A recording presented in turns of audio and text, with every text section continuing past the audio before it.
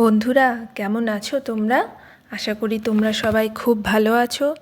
তোমাদের সবাইকেই স্বাগত জানাই গল্পকথার আসরে।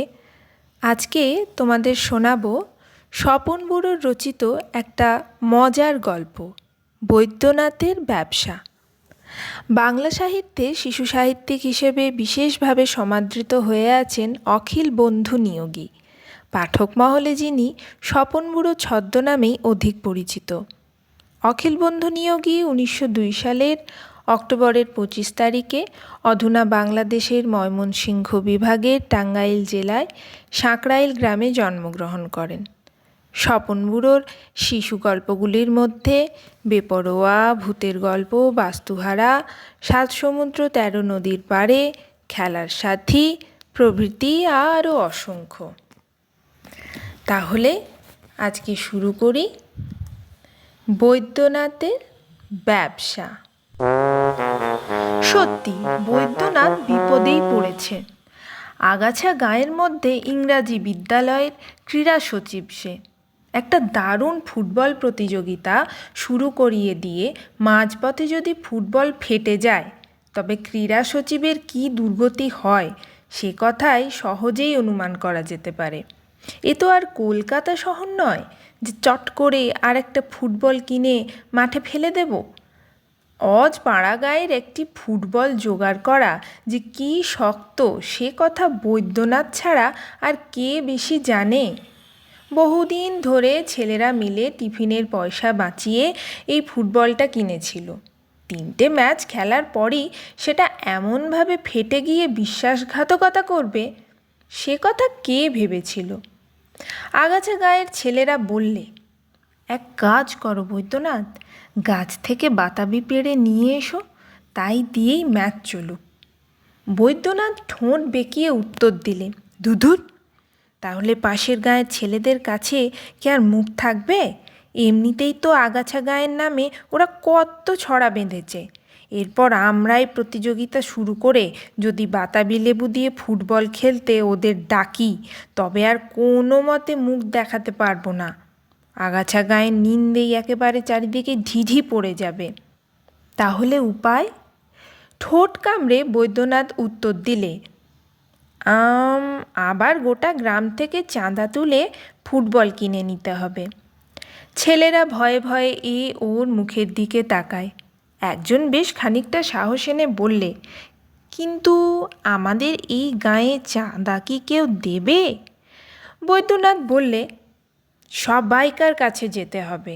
কেউ কম দেবে, কেউ বেশি দেবে। দেখিসনি তোরা আমাদের ম্যাচের সময় মাঠে কত ভিড় হয়। খেলা দেখবার যখন এত উৎসাহ তখন চাঁদা নিশ্চয়ই মিলবে। তার পরদিন থেকে বৈদ্যনাথের পরামর্শে ছেলেরা গ্রামের সব বাড়িতে হাঁটাহাঁটি শুরু করে দিলে।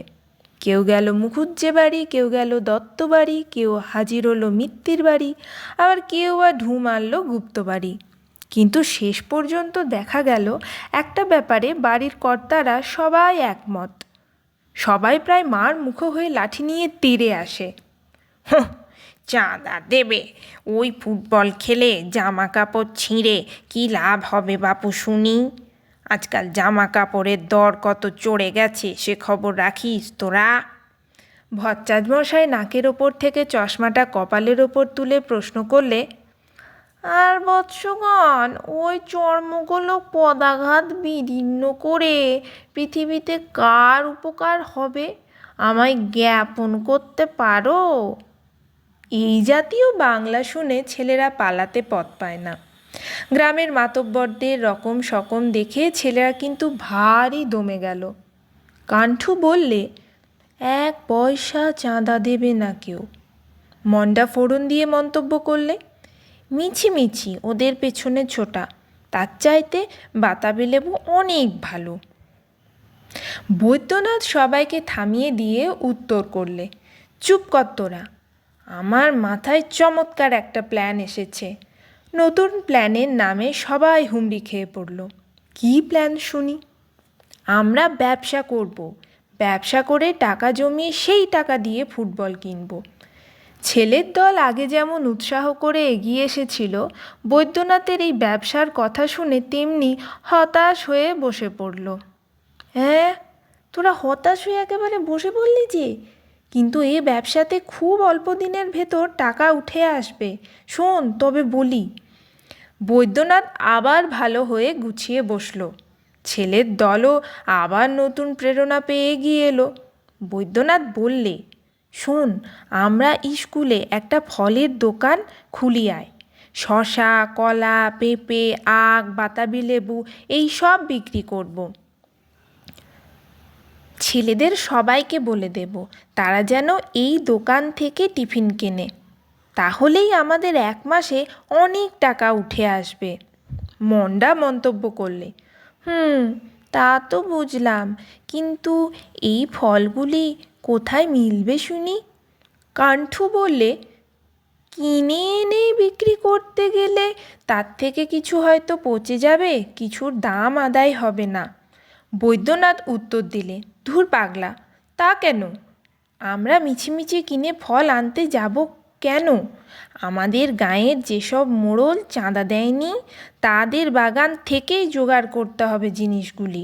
এই যেমন ধর না, মুকুজ্জে বাড়ির পেঁপে, দত্ত বাড়ির শশা, মিত্তির বাড়ির বাতাবি লেবু, গুপ্ত বাড়ির আখ। এমনিভাবেই যদি আমরা রাতের অন্ধকারে নষ্টচন্দ্রের ব্যবস্থা করি, তাহলেই তো আমাদের বিনা মূলধনে ব্যবসা হলো। বৈদ্যনাথের ব্যবসা বুদ্ধি দেখে ছেলেদের তাক লেগে গেল। সবাই আনন্দধ্বনিতে এই প্রস্তাব সমর্থন করল। পরদিন থেকেই শুরু হলো বৈদ্যনাথের অভিযান।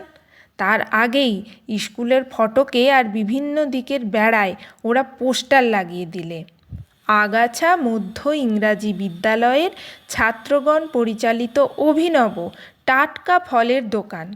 টিফিনে সবাই ফল খেয়ে দেহকে পুষ্ট করো, তাহলেই খেলায় জিততে পারবে। এই পোস্টার পড়ে ছেলেদের মধ্যে একটা হইচই পড়ে গেল। সত্যি কথাই এ তো। টাটকা ফল না খেলে কখনো শরীর পুষ্ট হয়? ভিটামিন খেতে হবে, ভিটামিন। ছেলেরা নিজের নিজের ক্লাসে দারুণ প্রচার কার্য চালালে। ফলে প্রথম দিন থেকেই ফলের দোকানে প্রচুর ভিড়। টিফিনের পর কাঠের বাক্সের পয়সা গুনে বৈদ্যনাথ বললে, বউনিটা হয়েছে ভালো, প্রথম দিনেই 1 টাকা 3.5 আনা। স্কুলের উঠোনের ওপর একটা বড় অশ্বত্থ গাছ আছে। তারই নিচে ছেলেরা গোটা কয়েক কেরোসিন কাঠের বাক্স জোড়া দিয়ে চমৎকার ফলের দোকান খুলে ফেলেছে। কাঠের বাক্সের ওপর বিছিয়ে দিয়েছে কলা পাতা, তার ওপর সাজিয়ে রেখেছে পেঁপে, শশা, কলা, আখ, বাতাবি লেবু, শাঁকালু এইসব। শশা আর বাতাবি লেবু খাবার জন্যে আবার টিফিনের কৌটোতে রয়েছে নুন আর গোলমরিচের গুঁড়ো। অনুষ্ঠানের কোনো ত্রুটি নেই। টিফিনের ঘণ্টায় গোটা স্কুলের ছেলেদের এইখানে ভিড় জমে যায়। স্পোর্টস বিভাগের ছেলেরা 2 হাতে টাটকা ফল সরবরাহ করে কুলিয়ে উঠতে পারে না। বৈদ্যনাথ একসময় ফিসফিস করে বললে, মাস্টার মশাইদেরও হাতে রাখা দরকার। হেড স্যার থেকে শুরু করে সবাইকে কিছু কিছু ফল পাঠিয়ে দে তোরা। 1 মাস পরে গিয়ে চাঁদার জন্যে ধরবো, তখন আর লজ্জায় কেউ না বলতে পারবে না। ছেলেরা বললে, ঠিক ঠিক। হেড স্যার যদি 2 টাকা চাঁদা দেন, তবে অন্য সব স্যারেরাও 1 টাকা করে না দিয়ে পারবেন না। বৈদ্যনাথ এখন গর্বে ফুলে উঠেছে। মাথা দুলিয়ে মন্তব্য করলে, দেখলি তো এখন, বাণিজ্যে বসতি লক্ষ্মী, ভিক্ষায়াং নৈব নৈব চ। গোটা গাঁ ঘুরে চাঁদা আদায়ে যা হতো তার 4 গুণ হবে এই ফলের ব্যবসা করে। মন্ডা ভয়ে ভয়ে বললে, কিন্তু এইভাবে ফল যে কতদিন সংগ্রহ করা যাবে, সেই হচ্ছে মস্ত বড় ভাবনার কথা। বৈদ্যনাথ গলা খাটো করে শুধালো, কেন রে, কেউ কিছু টের পেয়েছে নাকি? কাণ্ঠু উত্তর দিলে, টের হয়তো এখনো পাইনি, কিন্তু পেলে তখন। এইভাবে কদিন গাছ থেকে ফল ছিঁড়ে আনা চলবে? আরেকটি ছেলে ছড়া কাটলে, চুরিবিদ্যে বড় বিদ্যে, যদি না পড়ে ধরা, ধরা পড়লেই মরা। বৈদ্যনাথ বিজ্ঞের মতো উত্তর দিলে, আরে ভাই, ব্যবসার কলাকৌশল শিখে নিতে পারলে আর কোনো ভয় থাকবে না। একটা ব্যবসাকে চালু করা কি সহজ কথা? ছেলেরা মাথা নেড়ে সায় দিলে, তা সত্যি, তা সত্যি। টাটকা ফলের দোকান চলতে লাগলো। মাস্টারমশাইরা আগে টিফিনের ঘন্টায় কেউ চা, কেউ মুড়ি, কেউ বা বাড়ি থেকে আনা শুকনো রুটি চিবুতেন। এখন তারা সব কিছু ছেড়ে দিয়ে টাটকা ফল খাওয়া শুরু করে দিয়েছেন। সত্যি, ছেলেদের বাহাদুরি দিতে হয়। বেশ সস্তায় ওরা সুন্দর টাটকা ফল সরবরাহ করছে। হেড স্যার অবধি বলেছেন যে এই দোকানের জন্য স্কুল থেকে একটা গ্রান্টের ব্যবস্থা করে দেবেন। এই ঘটনার দিন তিনেক পরের কথা। টিফিনের ঘণ্টা পড়ে যাবার সঙ্গে সঙ্গে ছেলেদের দল এসে ভিড় করল সেই অশ্বত্থ গাছের তলায়। সবাইকার ফল খাওয়া চলতে লাগলো বিপুল উদ্যমে। কেউ বলছে, শশার সঙ্গে আরেকটু মরিচের গুঁড়ো দাও। কেউ চিৎকার করছে, আজকের পেঁপেটি ভারী মিষ্টি, আরও দুফালি আমায় কেটে দাও। আবার আরেকজন বলছে, আখটা আগে কেটে ফেলো না ভাই, এরপরে টিফিনের ঘন্টা শেষ হয়ে গেলে চিবুবো কখন? এমনি তো নানাবিধ কথায় অশ্বত্থতলা যখন গম গম করছে, তখন হঠাৎ দেখা গেল হেড স্যারকে সঙ্গে নিয়ে সেই দিকেই আসছেন গ্রামের মুকুজ্জেমশাই, দত্তমশাই, মিত্তিরমশাই আর গুপ্তমশাই। সরাসরি তারা এসে হাজির হলেন টাটকা ফলের দোকানে। মুকুজ্জেমশাই লাঠি উঁচিয়ে বললেন, ওই দেখুন হেডমাস্টার মশাই, আমার বাড়ির পেঁপে। 1000টা পেঁপের মধ্যে মিশিয়ে দিলেও আমি ঠিক চিনে বের করতে পারবো। দত্তমশাই লাফিয়ে উঠে, আর আমার শশা, ওই দেখুন, কাল রাত্রিরে আমি নিজের হাতে চুনের দাগ দিয়ে রেখেছিলাম। মিত্তিরমশাই হুঙ্কার দিয়ে উঠলেন, আমার বাগানের মতো এত বড় বাতাবি লেবু গায়ে আর কোথাও হয় না। আপনাকেও তো কতদিন খাইয়েছি হেডমাস্টার মশাই, এর স্বাদ একেবারে আলাদা। গুপ্তমশাই দেখলেন সবাই সকলকার কথা বলে নিলে তিনিই শুধু পেছনে পড়ে রইলেন। এবার তাড়াতাড়ি এগিয়ে এসে একখণ্ড আখ তুলে নিয়ে হেডমাস্টার মশাই নাকের সামনে একবার ঘুরিয়ে দিলেন। তারপর বললেন, দেখুন স্যার, দেখুন, এই আমার ক্ষেতের আখ। 2 দিনেই ছেলেরা সমস্ত আখ কেটে নিয়ে এসেছে, আমার একেবারে সর্বনাশ করে দিয়েছে। এই বলে সেই আখ তুলে নিয়ে দমাদ্দম মারলেন বৈদ্যনাথের পিঠে। তারপর যে কি কাণ্ড শুরু হলো তা লিখে বোঝানো যাবে না। দোকানের পৃষ্ঠপোষকগণ সবাই একই সঙ্গে পৃষ্ঠ প্রদর্শন করল।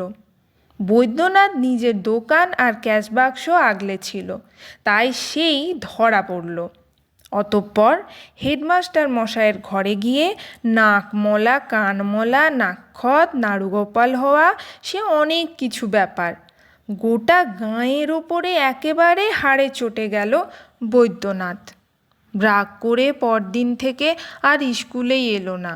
সবাইকে বলে বেড়াতে লাগলো, সাধে কি আর বাঙালি ব্যবসাতে সবাইকার পেছনে পড়ে আছে? এরা হচ্ছে একেবারে কলম পেশা কেরানির জাত। আরে ছো!